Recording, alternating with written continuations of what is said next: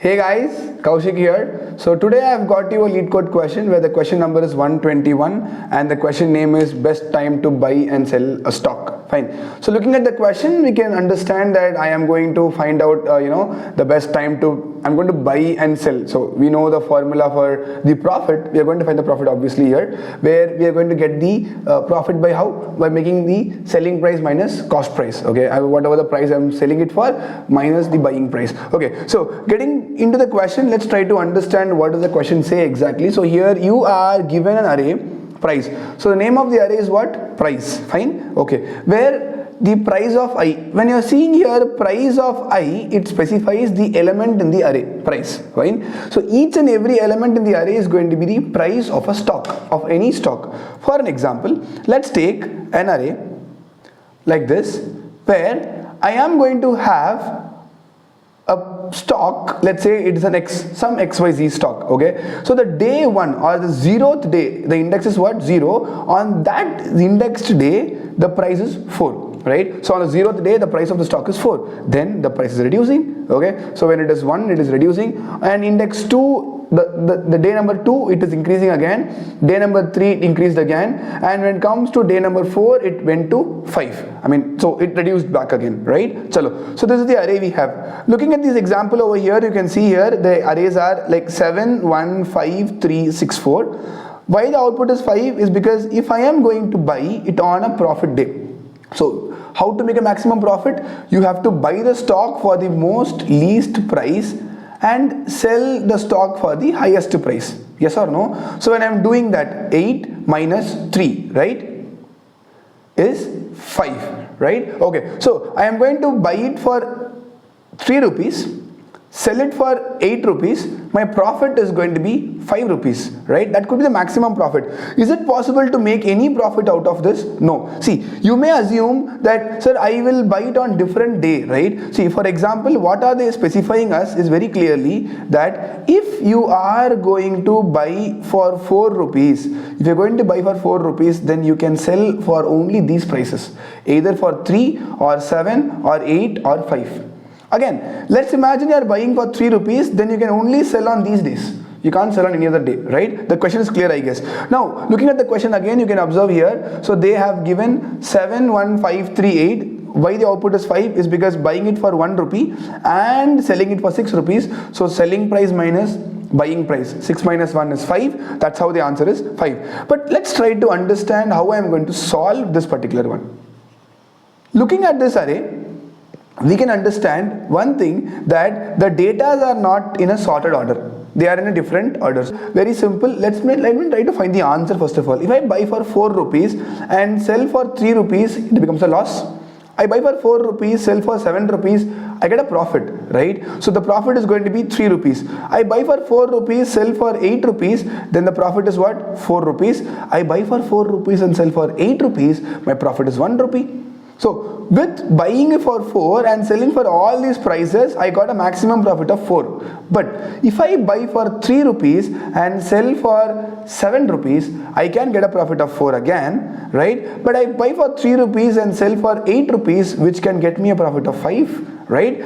5 to 3 will get me a profit of 2. And we can see we got an updated price, which is 5. Similarly, I do for all the other elements, which can get me the highest profit, right? Fine. So let's just quickly look into the code for this, which is not a big deal at all. You got the logic, I guess, right? So this is going to be a brute force approach. When I'm going to try to check with the logic, I can say this is a brute force approach where I'm checking with all the possibilities. Fine.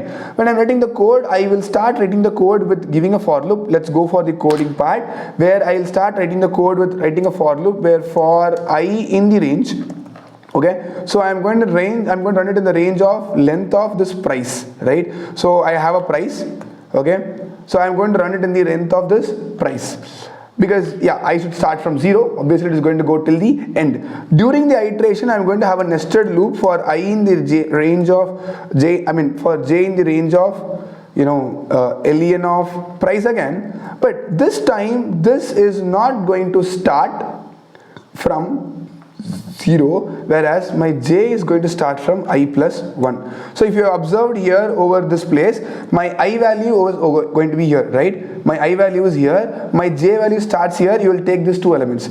Then j increments, you will take 4 and 7. Again j increments, you take 4 and 8. Again j increments, you take 4 and 5. So very clearly j is starting from I plus 1 always, isn't it? Right? So looking at this again, so my I in range of length of price, cool. J starts from I plus 1 comma length of price, no big deal, right? So when I'm going to check with the profit, I obviously need a variable which is going to work on profit. I'll have a PR equal to 0. I'll have a profit. How are you going to calculate profit is well known that I am going to have an if condition where I'll be using a greedy algorithm in this place. Obviously it is brute force, but I'm going to use a greedy algorithm into this. What is the greedy algorithm doing here is, see, I will go for selling price. What is selling price is, prices, right? Your price of j. When I'm saying j is the selling price. I'm going to sell it for j. How are you going to calculate profit? Selling price minus buying price. So my buying price is going to be price of I. Yes or no? Right? No big deal in that. If that profit is going to be greater than PR, which we already have, then I'll update my PR. Let me explain you, no worries. I can just directly copy the code, copy this particular expression. Right, I can keep it over here, no big deal, right? I come out of the for loop and I'll have to I'm supposed to return the profit. Done? Right. See, what exactly has happened over here is I am having an array like this. I'm having an array like this where my I is here and j is here, which in turn what I did is a of j, let's say this is a array or p array, we'll consider as p itself because in LeetCode we have this price, p array. P of j, what is p of j? P of j is 3. So 3 minus 4, that's the profit, isn't it? So initially the profit is we are going to go in loss, because if you buy for 4 rupees and sell for 3 rupees, you will be obviously in loss. So it is going to give you as minus 1. Right, fine, ignore this. I increment my j, right? After increment my j, I'm going to have it as 7 minus 4. If I am going to have it as 7 minus 4, then what is going to happen? The profit is going to be 7 minus 4, right? What is 7 minus 4? Is 3, right? Fine. So my profit is going to be 3, no big deal. Again, I will increment my j. So I'm going to have 8 minus 4, then I'll increment my j, I'm going to have 5 minus 4. So selling price minus buying price. J is going to be the buying price, sorry, I is going to be the buying price and j is going to be the selling price always. Hope you're understanding, right? Okay, fine. Now, let's quickly go for it and run the code. So that's what I'm doing over here, no big deal. I run the code quickly and yes, it is passing all the test cases. Let it run. Okay, it is passing all test cases. Let us go ahead by submitting the code. It is giving you a time limit exceed error, right? So you can observe this. It is giving you a time limit exceed error. Fine. So what I can do for this? Why do we get these errors? Because you can see there is an array which is very big and it is taking too much of time. The problem, once you see this time limit exceed error, you can understand that you have written the code in the worst possible time complexity. So what I have to do? I have to reduce my time complexity. Currently, let us look into the time complexity. For this logic, we are having two loops where I and j, so the time complexity can be big O of n into n, which is your quadratic time complexity. But I have to somehow cut it down to big O of n. Right? I can solve this problem big O of n. So now let's quickly see what is the time complexity for the code. Fine. So how does this big O of n logic work? So what I'm going to do in big O of n logic. So working on big O of n logic, I can have a b array. Observe, I can have an array b where, let's say, buying price. Okay, initially the buying price is going to be somewhere like 0 or let's say 4. Okay, I'm going to take the first element as 4. So I'm going to buy it for 4 rupees. I'm buying it for how many rupees? 4 rupees. Considering the buying price as 4 rupees, and I can start my selling price from this place. Now, is it my selling price less than buying price? Sorry, more than buying price? No, right? So I'm not going to perform my sell. Done. Increment. Before incrementing, you got a value which is less than your previous buying price. So why don't you update your buying price? I'll update buying price as 3 rupees and I'll check with this S.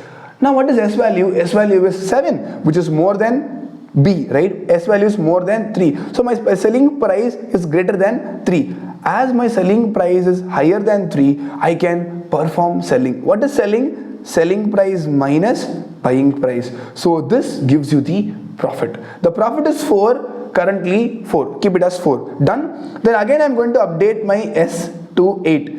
Again check my 8 is greater than 3, thus I will continue doing this S minus B. So what is S minus B? S's value is 8, 8 minus 3, right? So 8 minus 3 is going to be 5. So I have a profit of 5 rupees over here. Then again I'm going to update my S. Still I did not find a value which is less than B, thus it is 5. So if I go for S minus B again, now it is 5 minus 3, which is going to be 2. Among all, 5 is the highest value, and that's the answer. If you observe, I just ran only one time into my array.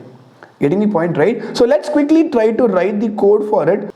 Okay, so starting with my buying price, I am going to initialize my buying price with the first element. So I'll go for price of 0, right? I am initializing my buying price as first element. So my buying price is first element, done. So let me run a for loop for I in the range.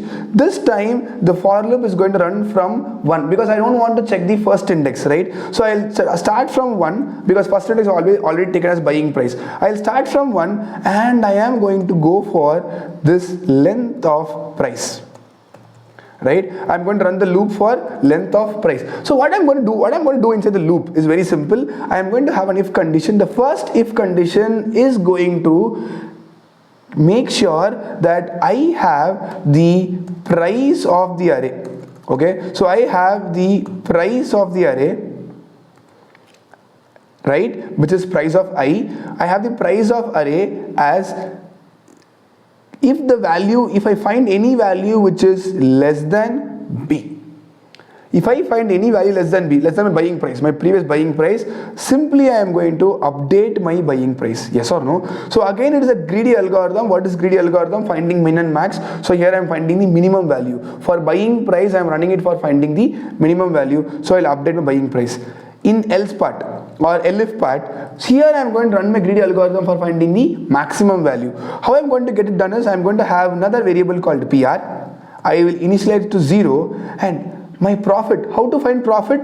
My profit is nothing but price, okay, price element in it, which is going to be my selling price, right? So I will be selling it for prices of I, right? So I'm going to buy it for prices of I minus buying price. So selling price minus buying price is the profit.